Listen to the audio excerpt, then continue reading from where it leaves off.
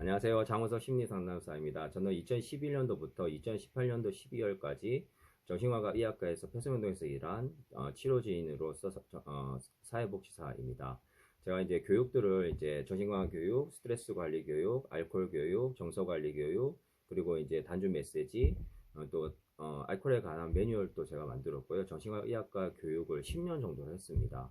정말 남녀의 이제 그 첫 병원, 두 번째 병원은 남녀 병동이었거든요. 제가 뭐 참고로 저기 여성 환자들이 아주 상담을 많이 신청 저한테 했었고, 이렇게 CCTV가 있는 데서 저는 꼭 상담을 했습니다. 그 이유가 뭐냐면, 많은 부분, 정신질환으로 병원을 입원하는 그 여성 환자들 중에서는 경계선 성격이라든지, 조연 조울로 인한 뭐 편집성이거나, 이렇게 뭐 또 기분이 업다운 되면서 변덕을 부리고 여러 가지 이제 그런 부분들이 있기 때문에 조심해서 상담을 하고, 또 이제 상담하는 와중에 또 이렇게 터치가 있으면 안 되기 때문에 그런 것들을 경계해서 항상 조심하고 거리를 두고 상담을 했었고요.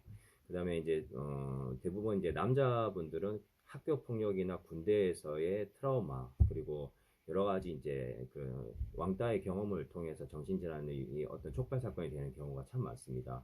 한 5, 60% 이상이 되고, 여성 같은 경우에는 3, 40% 이상이 거의 이제 성적인 부분이 굉장히 많습니다. 여성 환자들의 어떤 그 부분들은 어떻게 보면 거기 입원한 분들의 3명 중 1명 이상, 뭐 그 이상은 성적인 어떤 성폭행이나 성추행이나 성에 관련된 어떤 취약함을 가지고 정신적인 멘탈에 문제가 오는 경우가 상당히 많습니다. 말하기 민망하기 때문에 개인 상담을 하다 보면 그것이 이제 라포 형성이 됐을 때 자기의 그 진실 고백이 나오거든요. 사실은 표면적으로는 조현, 조울병, 뭐 여러 가지 이제 심적이고 뭐 경계 성격이지만, 사실 그 내면을 들여다보면 여러 가지 말할 수 없는 뭐 근친상간이라든지 아니면 뭐 그런 여러 가지 그 트라우마들, 성적 트라우마들이 굉장히 많습니다. 그래서 솔직히 보면 정신질환이라는 것은 여성들한테는 성은 더 귀한 거고, 남자들 같은 경우에는 이제 힘으로써 폭력적인 사건으로 인해서 트라우마. 어떻게 보면 이제 누구나 그런 경험을 했다고 해서 병은 걸리진 않습니다. 그런데 타고나기를 섬세하고 예민하고, 그리고 양심이 곱고, 그리고 자기가 더럽혀졌다는 거에 대한 죄책감이 지나치게 강한 거. 털어버리지 못하고 좀 자신의 어떤 말이 굉장히 마음이 여리고 착한 부류라고 볼 수 있습니다. 그리고 그것을 발산하면서 털어놔야 되는데 과거에 집착을 하게 되다 보면 과거에 사로잡히게 됩니다. 그러면 이제 그것이 이제 병이 되면서, 그렇다고 해서 그 사람한테 화를 내고 주장을 해야 되는데 자기 주장 못하고 속으로 앓다가 고인물이 썩듯이 정신질환을 유발하게 됩니다. 그럼 결과적으로는 조현의 환각, 조현의 조울증이나 환각으로 가고 뭐 기분 장애로 가지만, 그 배후에는 여러 가지 트라우마나 상처, 아픔이 있을 수가 있다는 겁니다. 모든 것을 뭐 폭력이나 성으로 얘기할 수 없지만 일반인들이 알 수 없을 만큼 굉장히 많은 부류가 그런 문제로 찾아옵니다. 그래서 이제 어떻게 보면 저도 상담을 하면서 깜짝깜짝 놀랄 때가 많았지만, 나중에는 이제 정신질환에는 그런 부분이 상당히 크구나라는 것을 알았습니다. 그래서 이제 많은 또 복잡하고 다양한 일들이 있고, 그리고 이제 병원에서 이제 일을 하다 보면 이제 여러 가지 또 문제들이 일어나기도 합니다. 어떤 제가 남녀 병동이 있었는데 깜짝 놀랐던 거는, 알코올 중독자 남자가 정신증의 여자, 조현병이나 조울증 여자를 이렇게 좀 가깝게 해가지고 자기의 이익을 위해서 이 여자를 이용하는 걸 경험했습니다. 제가 그것을 도와주려고 해도 할 수가 없었던 게, 또 마음이 착하고 또 이렇게 나쁜 남자한테 끌리는 여자였어요. 근데 중요한 거는 이제 이 남자의 목적은 술을 먹기 위해서 이 여자를 이용하는 거거든요. 뭐 여러 가지 또 다른 것도 있겠죠. 그런데 결국은 이제 수급날 되면 이 여자의 통장에서 돈을 빼갑니다. 그래서 이제 술을 다 사먹고 와가지고 하면 여자는 또 마음이 상해가지고 뭐 어째서냐 하면서 하다가, 그래도 이 남자가 좋으니까 계속해서 만나거든요. 그러니까 이용당하는 경우도 굉장히 많았었고, 도와주고 싶어도 그런 여러 가지 갈등들이 있었습니다. 그래서 결국 이제 뭐 그 남자를 강제를 시키고 여러 가지 과정이 있었고, 그리고 이제 정신적으로 이제 판단력이 흐리니까 그 안에서도 커플이 만들어집니다. 서로 얘기를 하다니 그 마음이 통하는데, 그렇게 해서 이제 커플이 생기고, 이제 제가 깜짝 놀랐던 거는 병원 일을 2012년도에 하는데 저녁 시간 되니까 그 한 네 커플이, 젊은 사람도 있고 좀 중년도 있는데 손을 잡고 TV를 보는 거예요. 깜짝 놀랐어요. 어떻게 이럴 수가 있지? 여기 안에서 다 커플이 한 네 쌍이 만들어진 거죠. 너무 놀래요. 그래서 제가 여기서 여기서 손잡지 마시고 그냥 여기 병원이다. 여기서 연애하는 곳 아니다. 이랬는데 너무 안타깝게도 병원이라는 공간이 이렇게 좁고 이렇게 그 안에서 계속 만나다 보니까 남녀들이 갇힌 공간에서 폐쇄운동이니까 갇혀 있잖아요. 그런데 그 안에서 계속 만나고 얘기하다 보니까 자연스럽게 연인 관계로 썸을 타다가 연애가 되는 거예요. 그렇다고 해서 뭐 이렇게 성적으로 그런 일은 없었지만 뭐 손을 잡고 다니고 막 이렇게 좀 스킨십이 있고 해서 저희가 주의를 줘가지고 안전시 데리고 와서 주의를 준 적도 있고 여러 가지 상황들이 있었습니다. 정말 웃지 못할 해피엔딩도 많았었고 CCTV 있었을 때는 더 황당한 일이 있었지만 다행히 그런 것이 없어져서 정말 다행이었고 그래서 이제 여러 가지 상황이 있습니다. 그리고 또 정신적으로 들어온 경우는 들어오자마자 옷을 안 입는 사람이 있어요. 뭐 남자고 여자고 망상으로 인해서 안녕시에 넣어놨는데 옷을 안 입는 거예요. 얼마나 민망합니까? 이거 안녕시에 이렇게 있는데 옷을 안 입고 이렇게 계속 있으니까. 그래서 막 이제 여성이면 이제 간호사가 가서 여성 옷을 입혀주고 남자면 우리가 가서 남자 옷 입혀주고 해도 옷을 또 뭐 어떤 망상으로 인해서 그 또 옷을 안 입어요. 한 일주일씩 안 입고 있는 경우도 있고 정말 웃지 못할 해병인데 정말 안타깝고 그런데 이제 약을 쓰고 주사를 써서 현시감이 돌아오면 이제 그런 행동을 하지가 않죠. 그리고 이제 뭐 병실에서도 갑자기 옷을 벗고 뛰어가는 경우도 있습니다. 너무나 황당해서 그렇지만 이제 뭐 빨리빨리 우리는 이제 대처를 해서 이제 문제가 없도록 이렇게 환자를 안정적으로 데리고 와서 이렇게 치료를 돕고 이제 그래서 다시 안정을 시켜서 증상이 사라지면 이상 행동을 하지 않습니다. 병원에서 또 액팅아웃 주먹으로 이제 막 사람을 때리는 경우가 있습니다. 그래서 이게 그것이 이제 꼭 나쁜 마음 먹어서가 아니라 청각 기능에 이제 문제가 와서 환청이 생기잖아요. 그러면 이제 욕하고 명령하는 환청으로 저 사람을 뭐 때려라 뭐 이렇게 할 수도 있는 거거든요. 그러다가 이제 주먹을 딱 때려가지고 코피에 터지면서 우리가 밥을 먹을 때 막 우당탕탕 하는 거예요. 그래서 뛰어가서 보니까 뭐 둘이서 막 얼굴을 막 치고 있는 거예요. 이거 이빨 부러지면 큰일 나겠다. 그래서 이제 분리를 시키고 한 명을 진정 두 사람 다 이제 안녕시에 따로따로 안녕시 두 개 이상 있으니까 그래서 안녕시 보내가지고 진정을 시키고 진정이 안 되면 이제 강박을 할 수밖에 없죠. 의사의 오더에 따라서 이제 뭐 증상으로 인한 것들이면 이제 주사를 맞거나 약을 줘서 이제 강박을 또 일시적으로 시켰다가 안정이 되면 이제 풀어주고 그런 병원 일을 하면서 굉장히 뭐 위급하고 빨리빨리 움직여야 되고 밥을 먹다가도 액팅아웃이 있으면 바로 밥을 그냥 치워버리고 바로 뛰어가서 대처를 하고 환자들을 안전하게 할 수 해야 되는 여러 가지 일들을 하면서 급작하고 그러다 보니까 저도 이제 스트레스가 굉장히 많기 때문에 일이 끝나고 나면 꼭 취미 활동을 하려고 했습니다. 그때 이제 라틴 댄스를 배우게 됐고 저녁에서 이제 와가지고 즐겁게 또 스트레스를 풀어야 됩니다. 자가 스스로 풀어야 되고 또 집안에 가면 또 제가 그때는 이제 결혼 생활을 이 시기는 이제 결혼을 마무리하고 혼자 됐을 때 저는 춤을 배웠고 혼자 이제 가정일 할 때는 가정에 충실하게 지냈던 시간이었습니다. 또 여러 가지 일들이 있었는데 또 이제 지적장애로 들어온 친구인데 IQ가 이제 지적장애 1급은 30이고 2급은 50이고 3급은 70이 IQ예요. 그런데 그 친구가 지적장애 2급이어서 IQ가 50밖에 안 되는데 지적장애가 있으면서 행동장애가 있으면 범죄형에 가깝습니다. 그러니까 자기 머리가 이제 그런 쪽으로 이용해서 자기 이익을 추구하는 쪽으로 굉장히 빠르거든요. 그래서 어머니 아버지의 주민번호를 가지고 막 돈을 뭐 어떻게 해가지고 범죄를 일으켜가지고 얘가 골치 아프게 해가지고 이제 계속 병원을 들락날락 하는 거예요. 또 나가면 뭐 KTX를 무인승차하고 남의 차를 도난해가지고 저기 타고 내려가다 사고를 내갖고 잡혀오고 결국은 나중에 이제 보호 감찰하다가 결국은 이제 교도소를 갔는데 너무나 안타까운 사례가 많습니다. 그래서 이제 어떻게 보면 정신질환을 겪는 조울은 어떻게 보면 자기 성찰이 되는 사람들이거든요. 우울증이나 조울증, 순수한 조현 정도 이런 분들은 자기 자신의 문제를 자기가 인식하는 사람들입니다. 어떻게 보면 슈퍼 에고 그러니까 초자가 너무 강하기 때문에 양심이 곱고 도덕적이고 죄책감을 잘 느끼는 너무나 부풀어진 양심을 가진 사람들이거든요. 그런데 이제 자기를 돌이켜보고 회복 과정에서 자기를 돌이켜보면 회복이 됩니다. 그런데 이제 반대로 저는 이제 알코올 환자들도 나중에 많이 이제 그 치료에 협조적으로 치료를 했지만 알코올 중독으로 들어온 사람들은 80% 이상이 거의 성격권하고 이상 성격하고 관련이 되고 20% 정도는 이제 우울증을 가진 알코올 중독입니다. 이제 그런 부분 외에는 거의 70~80% 정도가 자기 자신을 돌이켜보는 자기 성찰 기능이 되게 약합니다.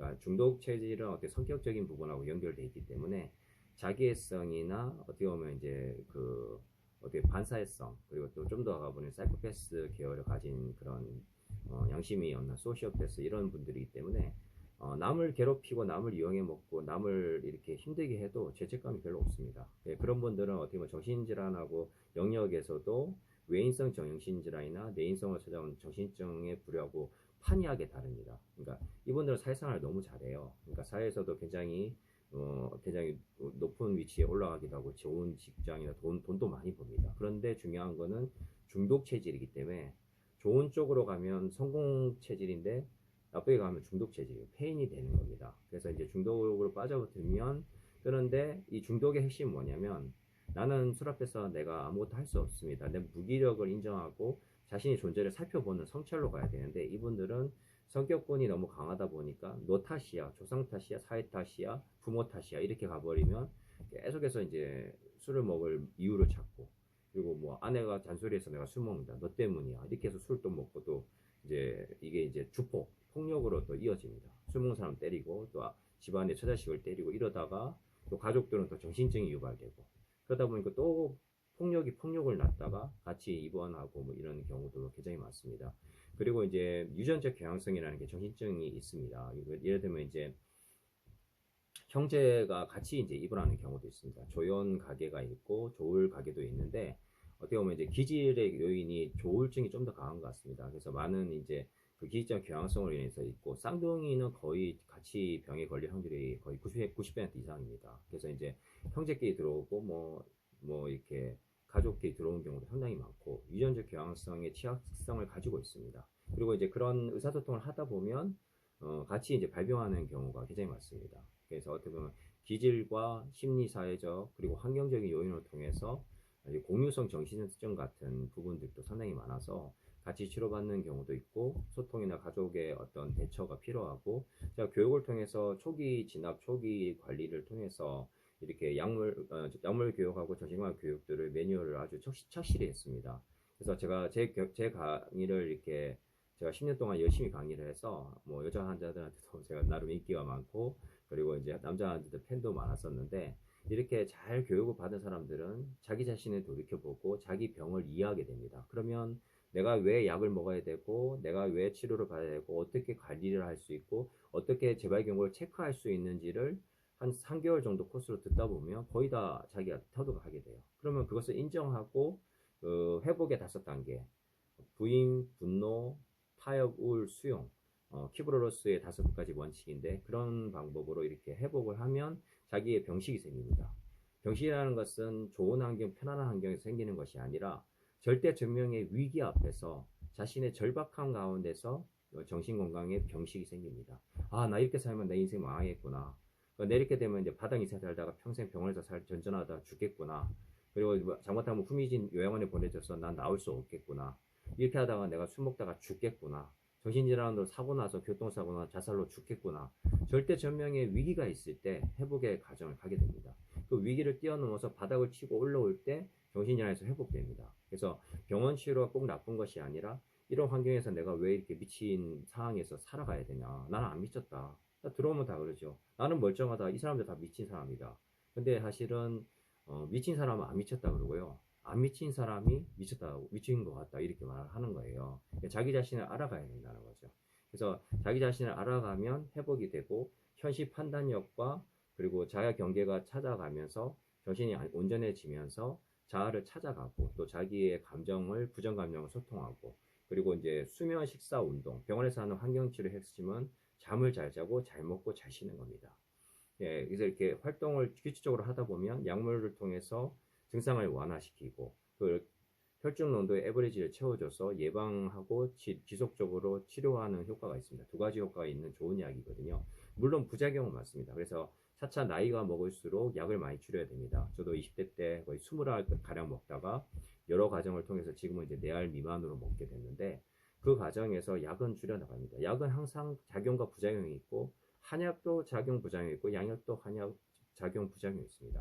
그래서 장기적으로 약을 먹는 것은 우리가 여러 가지 이제 신진대사나 비만이나 어떤 여러 가지 문제를 일으킬 수가 있습니다. 그리고 고혈압, 당뇨에 취약해질 수 있고 여러 가지 이제 인지력에도 뭐 약부작용으로 인한 여러 가지 이제 저는 뭐 다 경험을 해봤습니다. 좀비 같은 상황도 해봤고, 치아도 다 해봤고, 손떨림에 뭐 여러 가지 뭐 증상들, 소변 대변이나 뭐 여러 가지 고통을 경험해봤는데, 그 과정 속에서 다 경험해보고 나서 약물 부작용을 이길 수 있는 방법도 있습니다. 생활 관리나 그리고 운동을 통해서, 그리고 부작용을 예방하기 위해서 물을 자주 마시고, 그리고 음식을 조절하고 수면을 규칙적으로 해주고, 생활 습관과 그리고 여러 가지 방법, 또 잠을 잘 자기 위해서 뭐 안구 운동뿐만 아니라, 그리고 이제 여러 가지 이완 훈련이나 호흡법, 그리고 심호흡을 통해서 이제 우리의 그 자율신경계를 안정시켜서 부경화 신경을 조절해주면서 우리가 이제 위장을 또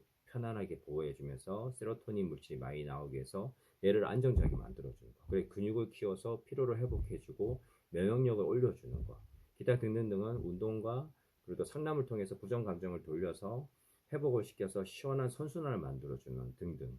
그리고 인간관계를 통해서 우리가 사회성을 배우고, 우리가 낄끼빠빠, 낄 때 끼고 빠질 때 빠질 줄 알고 분위기 파악을 하고, 일에 또 업무를 배워서 일에 대처하는 능력과 상황 능력을 키워서 문제를 해결해 나가는 것.